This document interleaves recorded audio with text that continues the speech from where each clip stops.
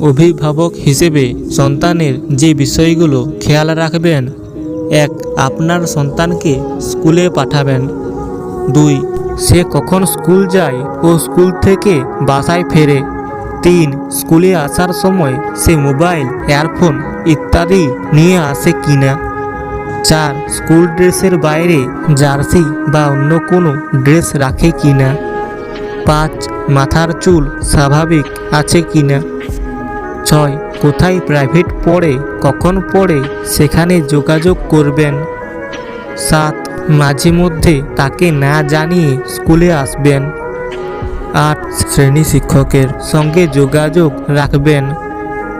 9. কার সঙ্গে মিশছে জানতে চেষ্টা করবেন। 10. প্রয়োজনের অতিরিক্ত টাকা দেবেন না। 11. মাঝে মধ্যে স্কুল ব্যাগ বা মানিব্যাগ যদি থাকে চেক করবেন। 12. স্মার্টফোন ব্যবহার করা নিষেধ করে দেবেন। যদি কোনো তথ্যের প্রয়োজন হয় তবে পাশে থেকে সাহায্য করবেন।